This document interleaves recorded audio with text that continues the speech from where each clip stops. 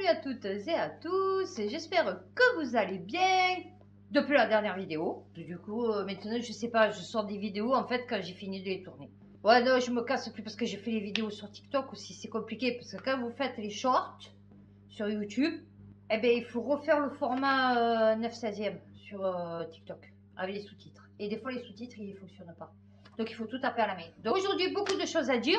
Donc, je voulais déjà, oui, vous reparler du fait que, ben, ça y est, je vais rentrer en formation qualifiante comptabilité. Je vais faire, alors, voilà, les compétences. Donc, c'est organiser la saisie de l'information comptable, réaliser les travaux d'exercice comptable, établir la déclaration fiscale périodique et annuelle, analyser les états de synthèse, suivre le processus budgétaire et mettre en place les outils nécessaires à la gestion prévisionnelle. Je sens que je vais m'amuser. En tout cas, sûrement plus que là où je suis. Donc là où je suis, ça part complètement brioche. Là, il y a Adil. Coucou Adil. Celui qui m'a fait mes 3 câlins. Bon, j'attends toujours le dernier. Mais bon, je ne suis pas partie encore, hein, donc ça va. J'ai encore l'espoir d'avoir mon 4e câlin. Il a fait venir la visite de la médecine du travail, je sais pas quoi. Enfin, en tout cas, ils vont venir dans les locaux. Je sais pas si je vais pas les traîner à l'inspection du travail. Ouais, je sais pas si je vais pas faire un courrier à l'inspection du travail pour dire dans les conditions où on vit. Enfin, où on travaille. Enfin, où il faut travailler leurs salariés puisqu'on est des salariés. Parce que là, par exemple, il fait 30 degrés, là où on travaille, sous les toits. Il n'y a pas d'aération, il y a juste un petit fenêtre avec des grilles. Donc, si ça prend feu au rez-de-chaussée, on est mort. Ah, voilà, on meurt brûlé. Et en fait, elle nous a interdit les ventilateurs. Voilà, elle nous a dit, il ne faut pas brancher les ventilateurs. Alors, moi, comme le mien, celui-là, vous voyez, celui-là, voilà. Il est autonome, vous voyez, c'est-à-dire il n'a pas de fil. Donc, du coup, ben, je l'ai niqué, hein, comme on dit, elle est venue, elle m'a dit, ouais, le ventilateur, il ne faut pas le brancher, machin et tout. Et j'ai dit, ben non, mon ventilateur, il est autonome. Et j'ai le droit de l'amener. Donc, très contente de partir de ce chantier d'insertion. La vidéo de troubles faits sur le renoncement national. Oui, là, parce que maintenant, vous avez vu que c'est plus rassemblement, c'est le renoncement national. Et je suis pas content avec Chouard. Bon, après, franchement, il faut prendre un petit stimulant hein, avant de l'écouter, parce que c'est vrai que Chouard, il a tendance quand même à un peu t'endormir. Oui, non, alors très plaisant, parce que toujours, tu vois, très calme. Mais par contre, ouais, enfin, moi j'ai écouté sans écouter. Hein. Oui, c'est tout. Voilà. Donc, on va pouvoir commencer. Alors, j'ai rien de fou. Non, je vous explique, hein, parce que je vous avais dit hein, que je ferais moins les trucs sur la politique et tout. Ah oui, truc mort de rire. Donc là, aujourd'hui, on est toujours dimanche. Hein, et ma fille, c'est quand dans la semaine, je la vois, avec les papiers, vous savez, comme elle vient d'avoir 18 ans, elle a reçu sa carte électorale, elle a reçu les papiers, vous savez, là, je sais pas comment on appelle ça. Enfin bon. Et donc, je la vois en train sur son lit, comme ça, en train de tout lire. J'hallucine. J'arrive, je lui dis, mais qu'est-ce que tu fais tu comptes aller voter Elle me dit non. Non, je lis juste les trucs. J'ai dit non, non, mais va pas voter. J'ai dit, tu sais que là, tu as vu tous ces beaux petits papiers que tu as devant toi, que d'ailleurs c'est nous qu'on paye. Enfin, du coup, j'ai dit, tu sais que tous, ils voulaient t'enfermer. J'ai dit, n'oublie pas qu'ils voulaient te piquer de force. J'ai dit, n'oublie pas qu'ils t'ont fait pas dans 2 ans porter un masque pour rien, tu vois. N'oublie pas que tu pouvais plus rien faire, tu pouvais plus aller au cinéma, tu pouvais plus sortir, tu pouvais rien faire pendant 2 ans à cause du pass sanitaire, vaccinal. J'ai dit ne l'oublie pas ça. J'ai dit non, non, avant d'aller, tu vois, déposer ton papier, il n'y a pas de souci. Tu veux aller voter pour quelqu'un, il n'y a pas de problème. Vas-y, je ne vais pas t'en empêcher. Mais par contre, réfléchis bien, parce que tous, moi je les connais, j'ai dit ça fait 50 ans qu'ils sont là, ils n'ont jamais rien fait pour personne. J'ai dit donc si tu crois que toi, en allant déposer ton petit papier, ils vont changer ta vie, j'ai dit tu sais quoi maintenant, tu fais ce que tu veux. Et là, donc, ce matin, j'ai dit, tu sors Elle me dit oui. J'ai dit, oh, tu vas aller voter Ouais, parce que moi, j'ai les tracts, mes enfants. Alors, elle me dit, non, je vais au cinéma.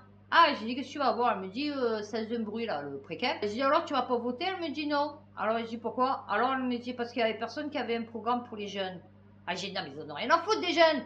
J'ai dit, eux, ils veulent toucher d'abord les vieux. Du coup, c'est eux qui votent, parce que les jeunes, les 3/4 du temps, ils votent pas.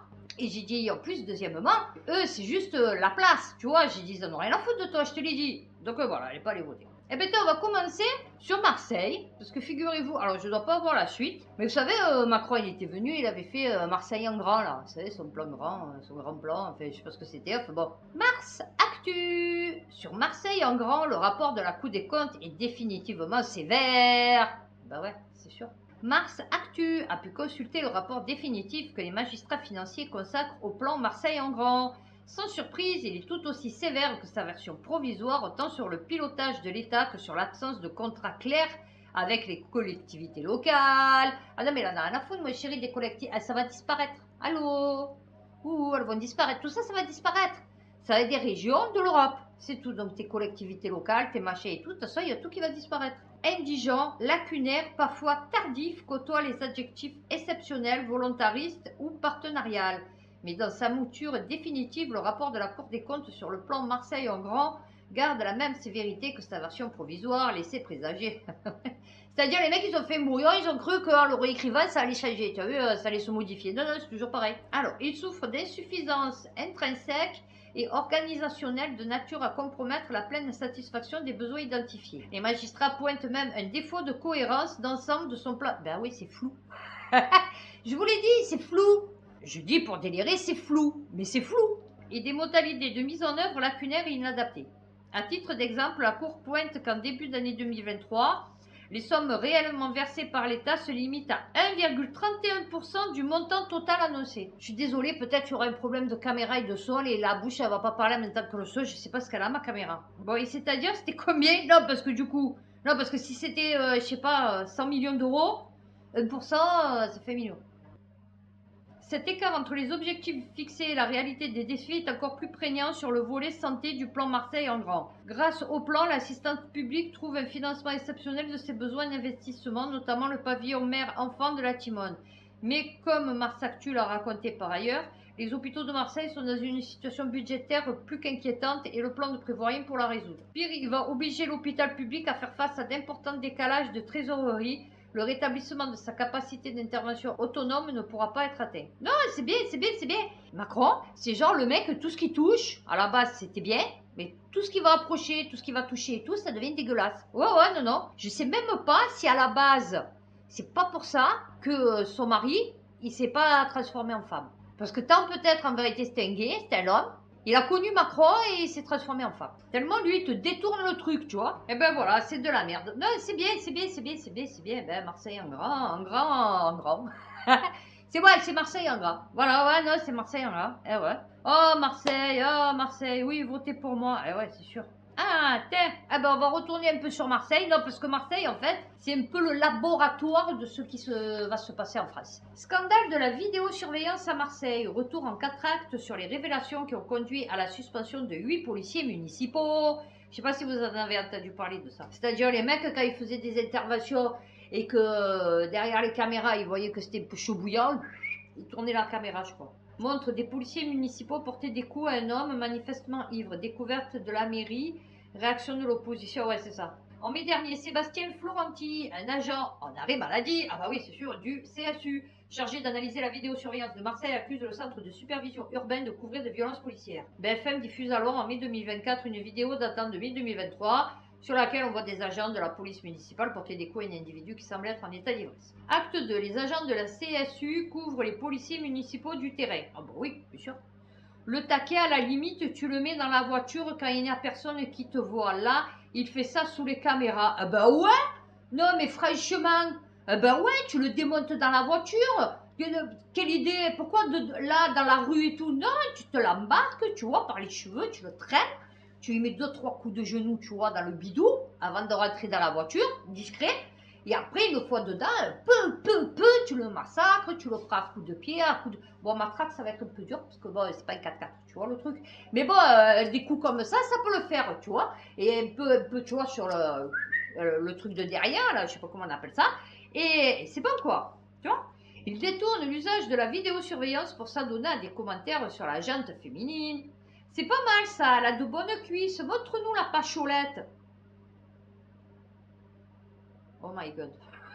Oh my god. Oh my god. Acte 3. Réaction de l'opposition politique. Un incident, si je peux le qualifier comme cela, dramatique. Ah oui, c'est un incident. C'est qui lui? Benoît Payan. Ah, c'est sûr que lui, il regardera pas la pacholette, tu vois. Il n'y en a jamais eu avant 2020. Eh ouais, ben c'est con, hein, maintenant oui. Ben ouais, on est en 2024, hein, mon chéri, ça évolue. Les mentalités. On veut savoir pourquoi les choses se passent comme ça, comment on en est arrivé là. Pose-toi la question, hein, c'est toi le maire, hein, fait, je sais pas, à un moment donné. Ce dernier n'est pas seul à avoir réagi. Une génération pour Marseille a également pris position. La double faute de Benoît Payan avec une voie publique qui n'a jamais été aussi mal gérée, une gestion interne. Ben oui, de toute façon, il n'a pas été élu. Acte 4. 8 agents suspendus. Acte 4. 8 agents suspendus. La mairie indique que l'enquête administrative déclenchée par la ville au fin d'établir les faits et caractériser les fautes énoncées a permis d'identifier cet agent. Ah, parce que tu as l'agent à l'origine de la diffusion et après tu as les 7 autres.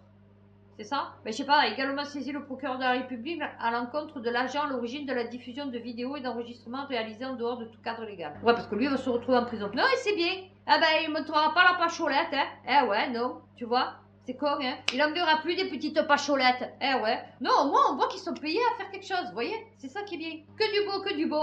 C'était d'une violence inouïe. Menace de mort, coup de poing, cheveux arrachés contre un infirmier et une aide-soignante. France3région.francetvinfo.fr. Non, c'est bien. L'hôpital Nord de Marseille a été une nouvelle fois le théâtre d'une violence exacerbée. Ah bah oui. Un infirmier et une aide-soignante ont été frappés, insultés, menacés de mort. Ah ouais, mais là, par contre, pendant le Covid, ils ont rien fait, hein.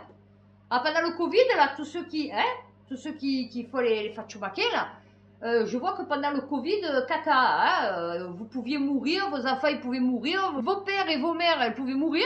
Vous savez quoi? Rien à foutre. Ah ouais, non, mais rien à foutre.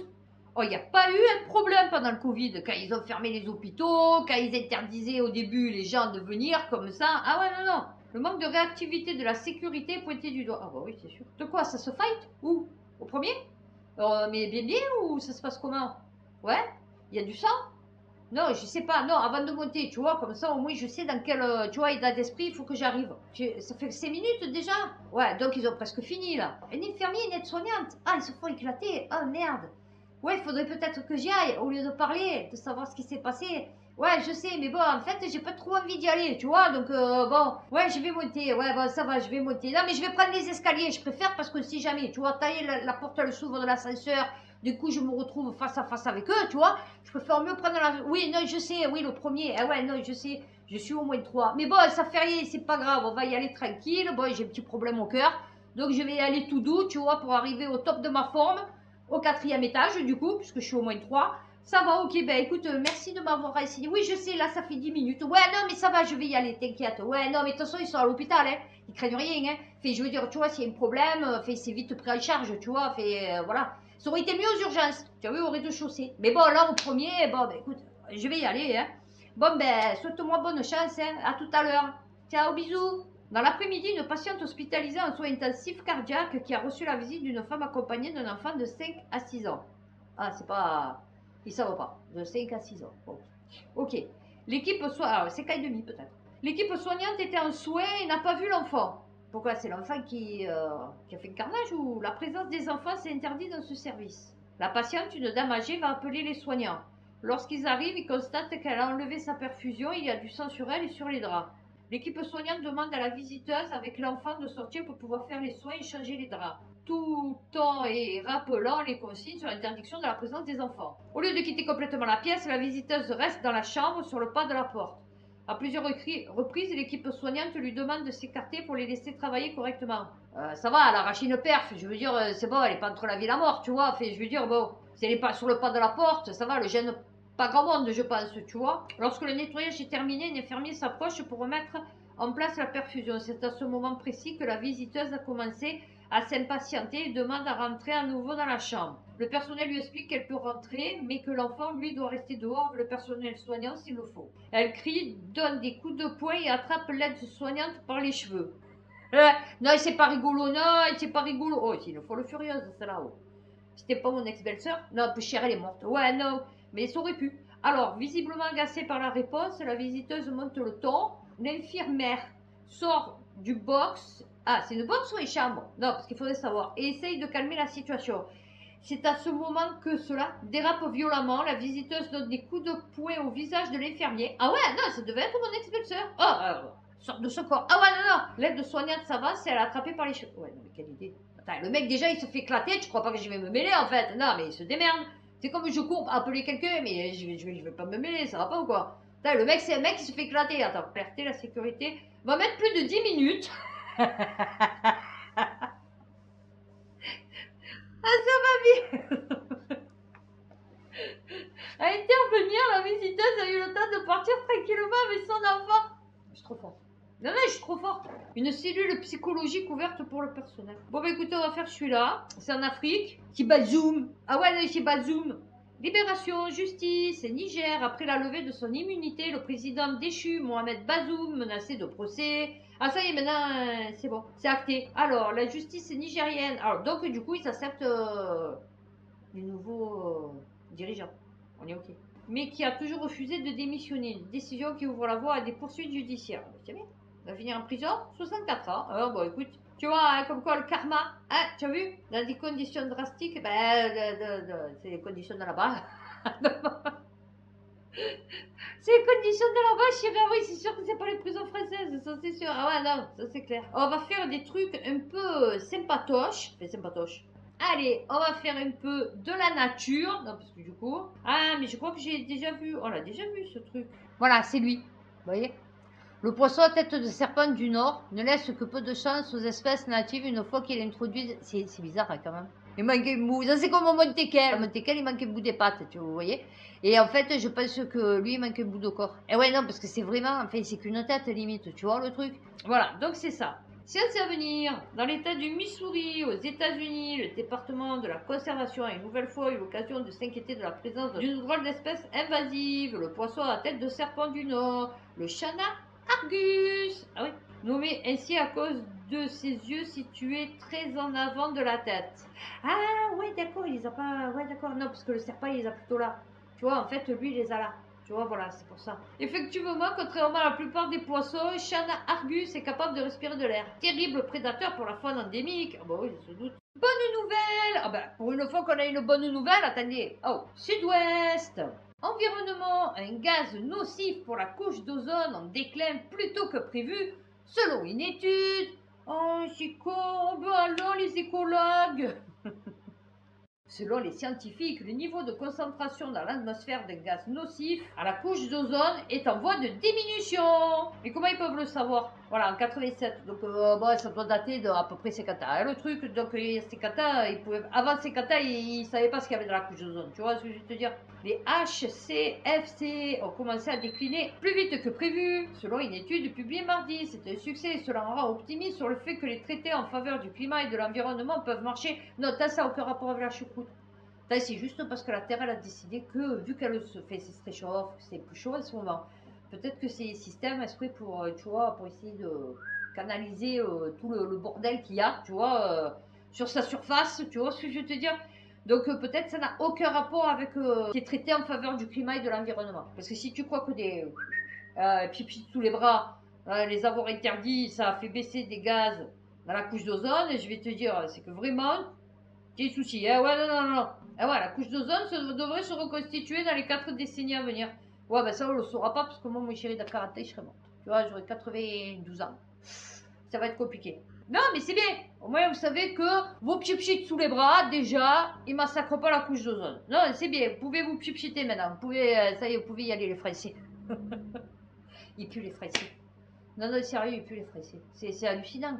Vous avez des soucis ou quoi? Vous connaissez pas le shampoing, c'est surtout le déodorant. Enfin, je sais pas, au moins, je sais pas, passe-toi une gant, tu vois, à la choupinette, sous les bras, tu vois, le matin avant de partir, si tu veux vraiment pas prendre une douche, tu vois. Et après, un petit coup de parfum, tu vois, mais au moins ça. Non, non, même pas. Ah non, la flemme. Ah ouais, non, non, la flemme. Ah bah ouais, attends, oh. Au mieux emboucaner le nez des autres. Ah bah oui, non, c'est sûr. Ça aussi, encore une bonne nouvelle, et c'est bizarre parce que vous voyez, on a un problème. Science et vie, gaz à effet de serre, une bonne et une mauvaise nouvelle. Bonne et mauvaise nouvelle sur le front de la lutte contre les émissions de gaz à effet de serre. Si les hydrofluorocarbures des systèmes réfrigérants sont désormais en baisse, les protoxydes d'azote provenant de l'agriculture sont en revanche en forte hausse. Ah ben vous avez vu au Danemark, ils ont voté une loi pour en 2030 taxer le PD vache. Alors ils vont faire une moyenne, je pense. Je pense qu'ils vont prendre une vache pendant, par exemple, 24 heures, ils vont l'étudier, savoir, ils vont sûrement lui mettre une tuyau dans le cul. Ouais, non, parce qu'ils aiment bien leur faire des trous dans les... Oui, il faut regarder les vaches à trous. Il faut des trous dans, là, dans le flanc de la vache, tu vois, pour pouvoir accéder direct à son estomac. Ouais, non, non, c'est bien. Et limite, tu lui mets direct la bouffe par là, tu vois, tu la bourres. Et là, maintenant, ils vont lui mettre une tuyau dans le... Comme ça, au moins... ils pourront savoir la quantité de méthane qui sort d'une vache. Non, c'est bien. Ah, il faut faire des expériences sur les animaux. Qu'est-ce que vous voulez que je vous dise hein? Le problème, c'est qu'après, vous les mangez.